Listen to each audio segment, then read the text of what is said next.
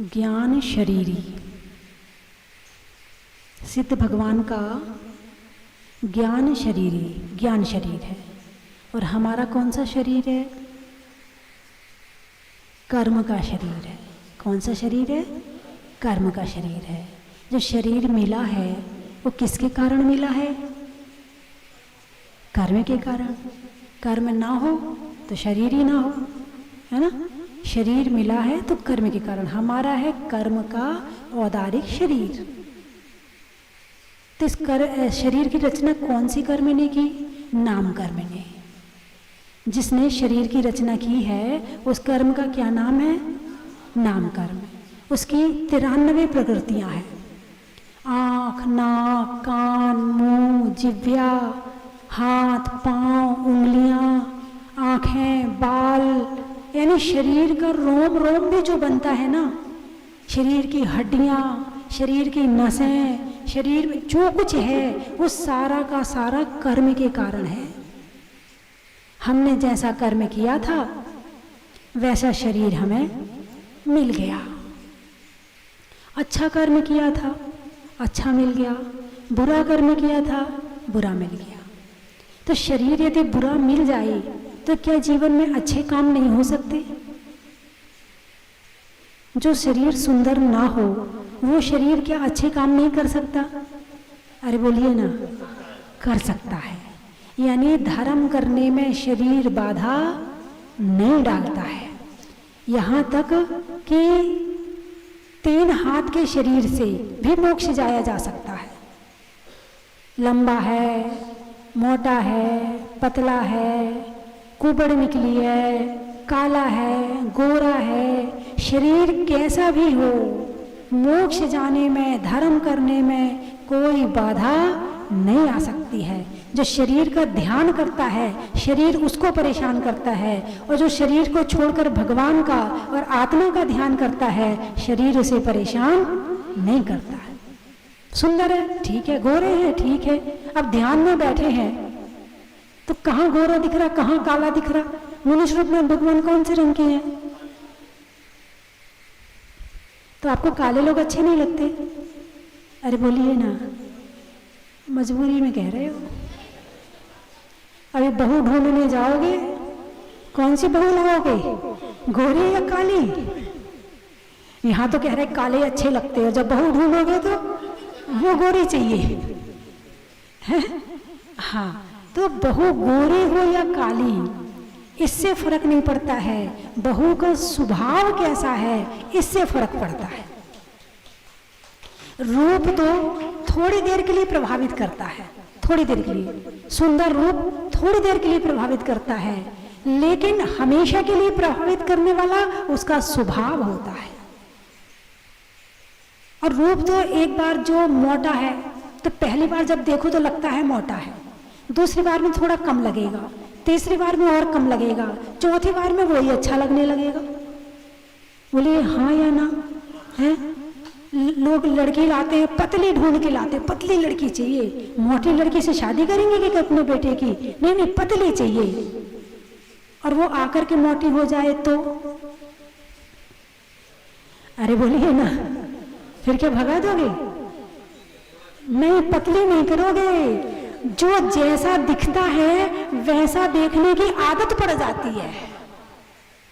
जो जैसा दिखता है उसको वैसा देखने की आदत हमें पड़ जाती, फिर वो ना तो मोटा लगता ना पतला लगता है। इसी तरह से कोई काला है तो काला देखने की आदत पड़ जाती है, गोरा है तो गोरा देखने की, वो थोड़ी देर के लिए महसूस होता है, 2-4 दिन के लिए महसूस होता है। और कोई पहली बार देखता है तो उसे होता है, उसके बाद में तो एक नॉर्मल लगने लगता है। भाई हमारे घर में ये मोटे हैं तो मोटे, ये पतले, फिर वो पतला हो जाएगा तो कहेंगे अरे ये तो कमजोर हो गया। फिर क्या कहोगे? ये तो कमजोर हो गया। अभी एक बहन जी आई थी, बोले माता जी आप तो कमजोर हो गई। जब पहले वैसे ही थे तो नहीं थे, मोटे होने के बाद पतले हुए तो कमजोर हो गए, है ना। तो शरीर नाम कर्म है।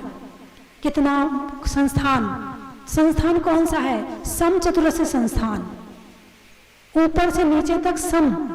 जितनी हाइट है उसके हिसाब से हाथ, पांव, चेहरा, उंगलियां, आंखें, नाक उस हिसाब से होना। समचतुरस्य संस्थान एक स्वाति संस्थान होता है जिसमें नीचे से तो मोटा होता है और ऊपर से पतला होता है। तो एक न्यायग्रोध परिमंडल होता है जिसमें नीचे से पतला होता है और ऊपर से, यानी तुम्हें मोटे होना है कि पतले होना है ये भी तुम्हारे हाथ में है नहीं है।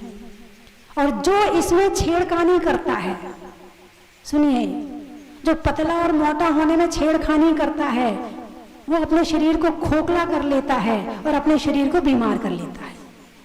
कर्म का उदय जैसा आया, तुमने कर्म को इधर उधर करना चाहा तो कर्म तुम्हें इधर उधर कर देगा। आजकल पतले होने का बड़ा फैशन चल रहा है, बड़ा फैशन है। बेचारी बहू है, पकवान बनाती तो है मगर खुशबू लेती है, खाती नहीं है। इतना कंट्रोल जिह्वा पर, अरे साधु बनने के बाद इतना कंट्रोल आ जाए तो कर्मों की निर्जरा शुरू हो जाए। घर में रहकर भी यदि त्याग के माध्यम से कंट्रोल आ जाए तो कर्म निर्जरा शुरू हो जाए। लेकिन पतले होने के लिए नहीं खाते हैं, खाने का मन तो है मगर खुद को रोक रखा है। तो शरीर मनुष्य का शरीर है। कौन सा शरीर है? मनुष्य शरीर है। इसमें 5 इंद्रियां हैं, है ना, बुद्धि है, मन है, ज्ञान है, विवेक है, हे उपादेय का ज्ञान है, भक्ति करने का ज्ञान है, पूजा करने का ज्ञान है, विधान करने का ज्ञान है, उसके फल का ज्ञान है। इसमें बहुत कुछ मिला है हमें। और भगवान का शरीर कौन सा है? ज्ञान शरीर है। उनका कर्म का शरीर नहीं है, हमारा शरीर कर्म का शरीर है। तो हमारे शरीर में केवल एक नाम कर्म ही काम करता है या इसके अलावा और कर्म भी काम करते हैं? और कर्म भी। ज्ञानावरण क्या काम करता है? हमारी बुद्धि का क्षेपशम कम होना, ज्यादा होना ज्ञानावरण के हाथ में। दर्शनावरण के हाथ में भी देखना है ना। इसी तरह से ज्ञानावरण मोहिनी का काम मोहित करना है, वेद नहीं है। सुख दुख की सामग्री इकट्ठी करना है। मोह तो सुख दुख भोगता है, मोह। और जो सामग्री इकट्ठी करने वाला है वो वेदनीय है, साता कर्म है। इस समय आपकी कौन सी सामग्री इकट्ठी हो रही है? साता की, असाता की? साता की, है ना। फिर मोह, घर से मोह कम किया तो यहाँ आकर आपने विधान किया। यदि घर के मोह में लगे रहते, बच्चों के मोह में पड़ रहते, अरे उसको यूं हो रहा है, अरे उसको स्कूल जाना है, अरे उसको यूं करना है, यदि इसी में पड़े रहते तो आप आते क्या? नहीं आ पाते। तो आपने अपना मोह थोड़ा सा कम किया और आप भगवान की भक्ति करने सोनागिर सिद्ध क्षेत्र पर सिद्ध चक्र विधान करने के लिए आए, है ना। और राहुल जी ने, विकास जी ने अपना और मोह कम किया तो अपनी लक्ष्मी जी का उपयोग किया है। तो इस तरह से मोहिनी, वेदिनी, आयु कर्म का क्या काम है? इस शरीर में जो आत्मा है कितने दिन तक रहेगी, कितने वर्ष तक रहेगी, ये आयु कर्म का काम है ना। आयु नाम कर्म का काम है शरीर की रचना करना। गोत्र कर्म का काम है उच्च गोत्र और नीच गोत्र। तो आप कौन से गोत्र में हैं? उच्च गोत्र में है ना। और अंतराय का काम है बाधा डालना। क्या? किस किस में? दान में बाधा डालना। दान देने के भाव तो हैं, अभी तो दिया था, अभी तो 11,000 दिए थे, अरे अभी वहां तो मूर्ति स्थापना करी थी, अभी यहाँ क्यों करना है? मतलब भाव तो है अंदर से, लेकिन अंतराय बीच में आ रहा, नहीं करना, अभी तो दिया था। ऐसे भाव आ जाते, खुद नहीं देते लेकिन कोई दूसरा दे रहा हो, रहने देना, यहाँ काम अभी पता नहीं कब होगा, है, हाँ मत दे, रहने दे, अपन और कहीं दे लेंगे। वो जो दे रहा है उसे बाधक, चौका लगाने में, ये मत लगा चौका, रहने दे, चौका मत लगा, अभी तो लगाया था, बाधा डाल दी, अंतराय करना। दान, लाभ, कुछ मिलने वाला है उसमें अंतराय आना, भोग उसमें अंतराय आना, उपभोग उसमें अंतराय आना, वीर यानी शक्ति में अंतराय आना, ये काम है अंतराय कर्म का। यानी एक शरीर में जो आत्मा रह रही है इसके साथ में 8 कर्म पूरे काम करते हैं, है ना। अच्छा, अब भगवान का है ज्ञान शरीरी। कौन से शरीरी है? ज्ञान शरीर। कर्म छूट गए उनके, जब कर्म छूट गए तो शरीर भी छूट गया, क्योंकि शरीर मिलता है कर्म के उदय में, है ना। त्रिविध कर्ममल। अब कर्म कितने प्रकार के होते हैं? 3 प्रकार के। ज्ञान शरीरी त्रिविध कर्ममल वर्जित सिद्ध महंता। ज्ञान शरीरी त्रिविध कर्म, कितने कर्म? 3 तरह के, है ना। द्रव्य कर्म, भाव कर्म और नो कर्म। नो कर्म के विषय में मैंने बता दिया था, है ना। अब द्रव्य कर्म भाव कर्म के विषय में चर्चा करनी है। जैसे भाव बनाए वैसा कर्म आ गया। अच्छे भाव बनाए शुभ कर्म आ गया, बुरे भाव बनाए अशुभ कर्म आ गया। कर्म कहां कहां से आते हैं? काय वांग मना कर्म योगा। काया से, वचन से और मन से। जैसा सोचो वैसा, जैसा बोलो वैसा और जैसा करो वैसा, तो कर्म आते हैं। एक तो होते बोले आप लोग कभी कभी अपने बच्चों से कहते बेटा धर्म कर्म कर लिया कर, कहते हो ना। क्या कहते हो? जो बच्चा मंदिर नहीं जाता है, बेटा धर्म कर्म कर लिया कर।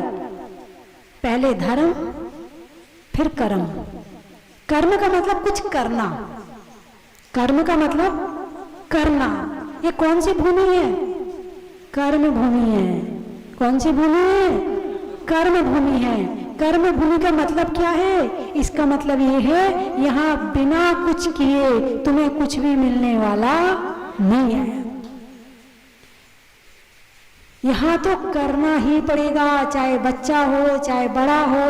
और जो नहीं करता है उस बूढ़े से बेचारे से पूछो उसकी क्या हालत कर देते हैं करने वाले, हैं। रोटी भी उसे डालनी मुश्किल हो जाती है। मेहमान को तो हंस हंस के खिलाते हो, लेकिन जो माँ बाप बूढ़े हो जाते हैं, जिनके हाथ पांव नहीं चलते हैं, उनके लिए रोटी भी मुश्किल होती है। नहीं, आपकी बात नहीं कर रही। आप तो अपने माता पिता की सेवा बहुत अच्छे से करते हैं, है ना। यानी कि बुढ़ापा आ जाए तो लोग क्या सोचते हैं? जैसे 80 साल के बाबा जी आपके घर में हैं और आपको तीर्थ यात्रा पे जाना है और घर में कोई और है नहीं है, तो जाओगे क्या? नहीं जाओगे। नहीं जाओगे, लेकिन मन में कुड़कुड़ लगी रहेगी कि नहीं, इनकी ये कब जाएंगे और कब हम फ्री होएंगे। ऐसे तो बोलते कब हम फ्री होएंगे इनसे, है ना। बंधन है ये, फ्री होएंगे। जब तुम छोटे थे ना, जब तुम बीमार हो जाते थे तो माँ बाप तुम्हें छोड़कर बाहर नहीं जाते थे। अब माँ बाप बीमार हैं तो कम से कम बच्चों को भी इस बात का ध्यान रखना चाहिए। और बाबा जी यदि खाट पे पड़ जाए फिर क्या कहोगे? मैंने पहले भी बताया है। क्या प्रार्थना करोगे भगवान से? एक कविता सुना दो बुढ़ापे की। अरे बोलिए ना, सुना। पहले सुनाई फिर सुना देती हूँ, अच्छी लगती है मुझे भी। बचपन अच्छा लगा फिर भी खोता रहा, जवानी में ऐसी नींद आई कि सोता रहा। अब बुढ़ापा ना अच्छा लगता है ना नींद आती है। क्या? ना अच्छा लगता है ना नींद आती है, और 2 कदम चलो सांस फूल जाती है, और याददाश्त ऐसी खुद को भूल जाती है। सिर के बाल गायब होते हैं, जवानी के गाल गायब होते हैं, आंखों की लाइट गोल होती है और खाने की हर चीज घोल होती है। खाने की हर चीज घोल होती है। यानी बुढ़ापे में देखो, जब पैदा होते हैं तब दांत नहीं होते हैं, और जब बुढ़ापा आता है तब भी दांत नहीं होते। कारण क्या है? यदि इनके दांत बचपन से दे रहे थे तो ये खाए बिना मानते नहीं। तो वे बच्चा है, छोटा है, उसका पेट अभी पचाने लायक नहीं है, इसलिए दांत नहीं आए। जब पेट पचाने लायक हो जाता है तो मुंह में दांत भी आ जाते हैं। और जब बुढ़ापे में पाचन क्रिया कमजोर हो जाती है तब दांत चले जाते, भैया मत खा, बस रहने दे। वो दांत लगा लगा के खाता है, और दांत ना लगे तो पीस पीस के खाता। जरा भुट्टा पीस दे, जरा ये पीस दे, जरा वो पीस दे, पीस पीस के खाता है। पेट कह रहा है मत खा, लेकिन वो मानने वाला नहीं है। तो सिर के बाल गायब होते हैं, जवानी के गाल गायब होते हैं, आंखों की लाइट गोल होती है और खाने की हर चीज घोल होती है। बचपन में 2 पांव जाते थे गांव गांव, अब है 2 कदम मुश्किल, जबकि है 3 पांव, जबकि है 3 पांव। बचपन में 2 आंखें दूर तक देख लेती थी, पर बुढ़ापे में 4 आंखें भी जवाब देती है। समझ गए? कौन सी 4 आंखें? चश्मा। बड़ी जल्दी समझ गए। बुढ़ापे में मौत क्यों लगती है सुहानी? बुढ़ापे में मौत क्यों लगती है सुहानी? जब बुढ़ापा आया तब ये बात जानी, तब जब बुढ़ापा आया तब ये बात जानी। यानी कोई बच्चा नहीं कहता हे भगवान मुझे उठा ले, कोई जवान नहीं कहता हे भगवान मुझे उठा ले। कौन कहता है? कौन कहता है? बूढ़ा। और ज्यादा बूढ़ा हो जाए तो घर वाले भी कहते हैं। कहते नहीं कहते? हाँ, बस माता जी आप तो अच्छा सा आशीर्वाद दे दो, इनकी जल्दी से मुक्ति हो जाए। शब्द बदल देते हैं। माता जी आप तो समय बता दो, इनका कितना समय और बाकी रह गया है। हैं? सीधे सीधे नहीं कहते कि भगवान इन्हें उठा ले। अब ऐसे कहेंगे तो बदनामी होगी। और यदि 2 भाई हों तो फिर उसमें तो फिर और भी ज्यादा मामला टफ हो जाता है। क्या टफ हो जाता है? माता पिता ने 2 भाइयों को घर में पाल लिया, मगर 2 भाई मिलकर के माता पिता को नहीं पाल पा रहे। यानी बुढ़ापे में यदि 4 भाई हों, 2 भाई हों, तो फिर तो उन्हें तो कोई कहता भाई आश्रम भेज दो, हम नहीं रख रहे, अभी हमारे यहाँ ऐसा काम है, तुम अपने यहाँ रखो। वो कहता तुम अपने यहाँ रखो। और पैसा हो तो पापा जी हाँ हम तुम्हारी सेवा हम करेंगे, मम्मी जी हम करेंगे ना, हम है ना आपके लिए। बोलिए क्यों कर रहे हो सेवा? पैसे के लिए। बड़ा मुश्किल है इस मनुष्य पर्याय में अपने कर्मों को सुधारना, बड़ा मुश्किल है। बाहर की वस्तुओं से इतना मोह होता है, इतना मोह होता है कि बिना स्वार्थ के हम अपने माँ बाप की भी सेवा नहीं कर पाते हैं, दूसरों की तो छोड़ो। और जो अपने माँ बाप की सेवा नहीं कर पा रहा है वो दूसरों की क्या सेवा करेगा? और जबकि धर्म कैसे होता है? निस्वार्थ भाव से। धर्म कैसा बताया है? निकांक्षित।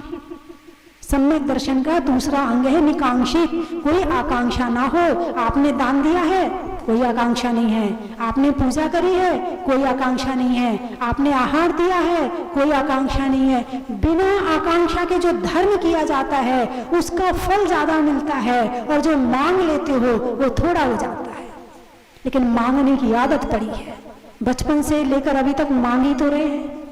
किसी से कुछ मांगते हैं, किसी से कुछ मांगते हैं, किसी से कुछ मांगते हैं। और जब भगवान के सामने आते तो उनके सामने भी अपनी लिस्ट रख देते भगवान, है ना। तो जब तक कर्म करेंगे तब तक कर्म आएंगे। क्या? जब तक कर्म करेंगे तब तक कर्म आएंगे। कर्म 2 प्रकार के, शुभ कर्म और अशुभ कर्म। शुभ कर्म करोगे तो शुभ आएंगे, पुण्य आएगा। अशुभ करोगे तो पाप आएगा। ठीक है? कर्म करोगे तो कर्म आएंगे। अब ये कर्म 3 तरह के हैं। त्रिविध कर्ममल, द्रव्य कर्म, भाव कर्म और नो कर्म। आपने भाव बनाया, आपने कोई भाव बनाया, कर्म आए। ठीक है? भाव बनाया, कर्म आए। वो कर्म आके बंध गए। फिर जब उसका समय आया, उदय आया, तो फिर उसके उदय में तुम्हारे भाव बने। शुभ के उदय में शुभ और अशुभ के उदय में अशुभ भाव बने। तो द्रव्य कर्म, भाव कर्म। भाव कर्म करो तो द्रव्य कर्म आता है, द्रव्य कर्म के उदय में भाव कर्म आता है। और भाव और द्रव्य करते रहेंगे तो ये कभी खत्म होने वाले हैं ही नहीं। तो खत्म हो सकते कि नहीं हो सकते? अरे बोलिए ना, कर्म खत्म हो सकते क्या? कैसे हो सकते हैं? भाव से पूजा करो तो शुभ कर्म आ गया, खत्म क्यों हुआ? और और बताइए, कर्म खत्म कैसे हो सकते, बताइए। हाँ, भजन पूजन करने से कर्म आने रुक जाएंगे, तो फिर इन्हें खत्म कैसे करें? मैं तो ये पूछ रही हूँ, खत्म कैसे करें? तब करने से कर्म खत्म हो जाएंगे। चलो तप के नाम बता दो, तप करना पड़ेगा ना, तो तप के नाम बता दो, कौन कौन से तप होते हैं। भाई जो काम करना है उसका एड्रेस, उसका पता, उसके विषय की जानकारी वहां पहुंचने के लिए चाहिए पड़ेगी, नहीं चाहिए पड़ेगी? तो तप कौन कौन से होते, कोई भी बता दे। मतलब अभी गाड़ी वहां तक नहीं है। देखो आप लोग रोज मंदिर जाते हो कि नहीं जाते हो? जाते हो ना? अरे बोलिए ना, जाते हो। भगवान के दर्शन करते हो? करते हो? नहीं करते हो? आपने दर्शन किए नहीं अभी तक। यदि दर्शन किए होते तो आज आप यहाँ उत्तर दे देते कि जैसे भगवान बैठे हैं, यदि ऐसे हम बैठ जाएं तो कर्म खत्म हो जाएगा। बस पूजा करते हो, माला फेरते हो, बस यही करते हो, दर्शन नहीं करते। दर्शन के नाम पे केवल अर्घ चढ़ाते हो। दर्शन अलग चीज है और अर्घ चढ़ाना अलग चीज है ना? दर्शन आपने अर्घ चढ़ाया, भक्ति है। भक्ति के साथ में दर्शन करना वो अलग है। तो जब आप भगवान के सामने जाते हो तो भगवान को ध्यान से देखो। भगवान आप क्या कर रहे हो? भगवान तो कुछ भी नहीं कर रहे हैं। अच्छा, तो भगवान हाथ पे हाथ क्यों धरे हो? हम ऐसे हाथ पे हाथ धर के बैठ जाएं तो लोग तो मुझे निकम्मा कहेंगे, कहेंगे कुछ कमा के ला, कुछ करके ला, कुछ काम कर। भगवान आप तो हाथ पे हाथ धरे बैठे हो। भगवान आप तो पैर पे पैर धरे बैठे। इतनी बड़ी दुनिया है, इतना बड़ा लोक है, आप कहीं घूम भी नहीं रहे हो, है ना? तो भगवान कहेंगे इन हाथों से मैंने बहुत काम किए, बहुत काम किए, लेकिन इन हाथों से जितने काम किए सारे काम निष्काम है। कोई किसी काम का काम नहीं है, कितना कर लेना, आखिरी में ये सुनने मिलेगा तुमने किया क्या है। इसलिए मैं हाथ पे हाथ धर के बैठ गया। फिर पूछो भगवान से, भगवान पांव पे पांव क्यों धरे हो? आराम से बैठे हो आप तो भगवान कहेंगे मैंने तीनों लोकों की यात्रा करी, ऊर्ध्वलोक, मध्यलोक, अधोलोक, लेकिन मुझे कहीं भी ऐसा स्थान नहीं मिला कि जहां पर मैं विश्राम से हमेशा के लिए बैठ सकूं। तो मैंने पांव पे पांव धर के बैठ गया। अब आप कहो भगवान आप तो आंखें झुकाए बैठे हो। हम देखो कितनी दुनिया देखते हैं, मोबाइल देखते हैं, टीवी देखते हैं, ताजमहल देखते हैं, राजमहल देखते हैं, कितनी दुनिया घूमते हैं, शिमला जाते हैं, मनाली जाते हैं, यहाँ जाते हैं। भगवान हम तो सारी दुनिया को देखते हैं, आंख बंद ही नहीं करते हैं। यदि सोने का काम ना हो तो आंख बंद ना हो। हम तो इतना देखते हैं। भगवान आप आंख नीचे करके क्यों बैठ गए? तो भगवान कहेंगे मैंने तीनों लोकों में सब कुछ देखा, फिर मैंने आंख झुकाकर अपनी आत्मा को देखा, तो अपनी आत्मा से ज्यादा सुंदर मुझे दुनिया में कुछ भी नहीं मिला, इसलिए मैं आंख नीचे करके बैठ गया। ये आपने भगवान के दर्शन किए। सकल गे ज्ञायत तदपि की विनती पढ़ो, याद करो उस विनती को, और एक एक शब्द उसमें ऐसा रस भरा है, ऐसा रस भरा है कि उसमें भगवान और हम कनेक्ट हो जाते हैं। भगवान से हम कनेक्ट हो जाते हैं। ऐसा लगता कि बस भगवान और हमारे अलावा तीसरा कोई नहीं है, और ऐसा आनंद आता उस विनती को पढ़ते। अरे उस विनती को तो छोड़ो, आप प्रभु पतित पावन की पढ़ते हो, कैसे पढ़ते हो? प्रभु पतित पावन में आप पावन चरण आयो शरण जियो तुम ना बिछाने समझ में आया? न तुम्हें समझ में आया न उन्हें समझ में आया, और उन्हें तो समझने की जरूरत ही नहीं है। समझ में तुम्हें आना चाहिए, और तुमने ऐसे पढ़ा कि तुम्हें खुद को समझ में नहीं आया। बड़े आराम से पढ़ो। प्रभु पतित पावन मैं अपावन चरण आयो शरण जी, यो विवद आप निहार स्वामी मैट जामन मरण जी, तुम्हें ना पिछानो। इसका मतलब क्या होता है? ना पिछानने का मतलब पिछानो मतलब पहचाना, बच्चे वाली भाषा है, बच्चों वाली भाषा है। तुम्हें ना पिछानो आने मान्यो, औरों को मानता रहा, आने मान्यो देवी विविधे प्रकार जी या बुद्धि से, बुद्धि सेती मतलब उल्टी बुद्धि, सेती यानी उल्टी, बुद्धि यानी बुद्धि, या बुद्धि सेती निज न जान्यो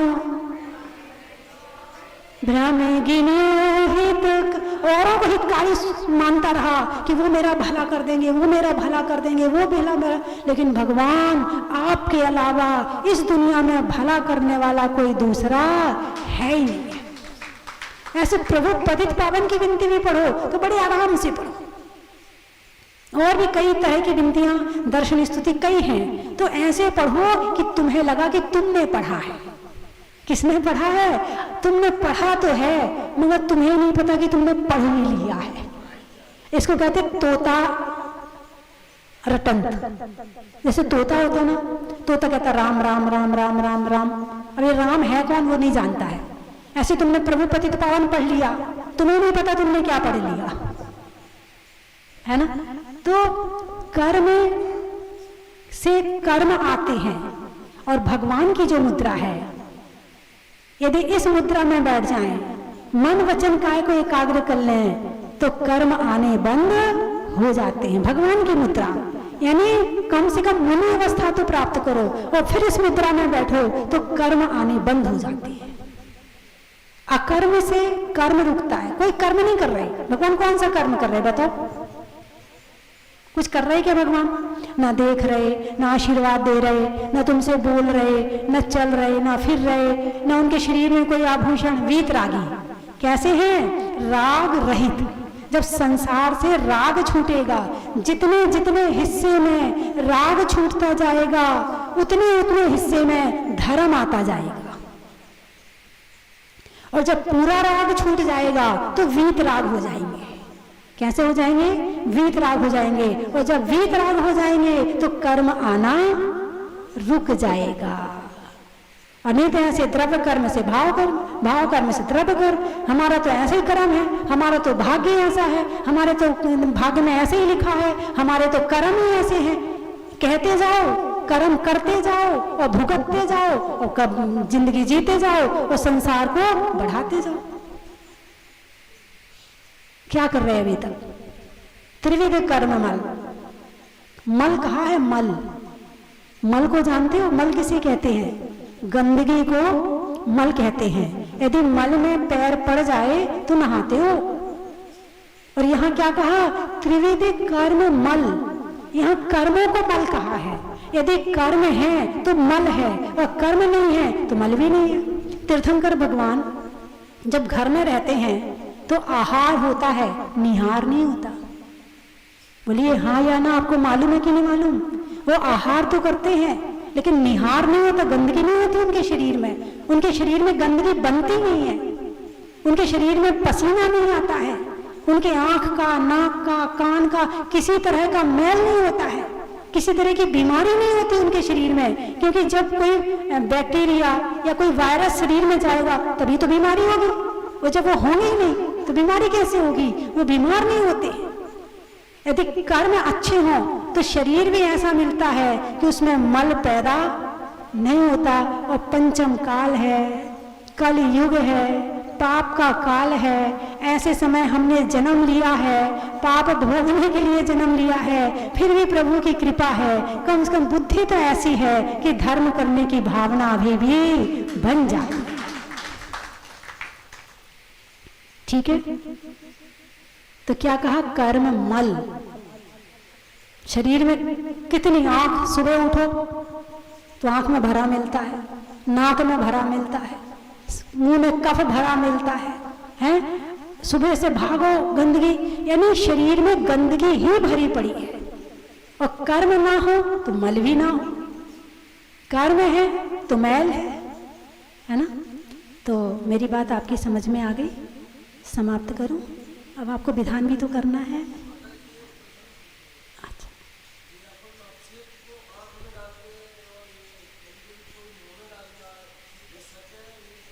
उत्तर उत्तम अंग में लगाना चाहिए। माथा, आंखें और यहाँ, ये उत्तम अंग है। सिर, इससे ऊपर का जो अंग है ना, इससे कंधे से ऊपर का जो अंग है वो उत्तम अंग कहलाता है। वैसे तो उत्तम अंग इसको सिर को कहा है ना, फिर भी एक शरीर का ये सबसे ऊपर का हिस्सा है, तो इसको इसमें लगाना चाहिए। खाने की पीने की बात कहीं नहीं आई है। हाँ, माथे में लगाओ ना, कोई दिक्कत नहीं, माथे पे लगाओ, फिर भी श्रद्धा है। जब लगाओ, आंखों में लगाओ तो श्रद्धा ऐसी उमड़ती है, हे प्रभु आपका।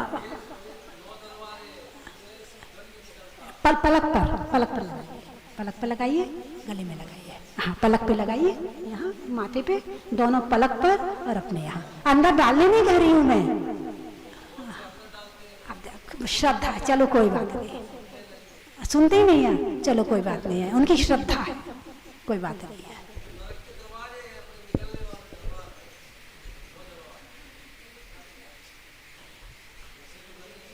कोई बात नहीं है, इसी गंदगी को शुद्ध करने के लिए धर्म किया जाता है ना। मैं 3 चीजें बोलूंगी, आपको कहना है, बड़ा ही महत्व है। मुक्ति के कंत का, राही में पंथ का और नमोकार में अरिहंत का बड़ा ही महत्व है।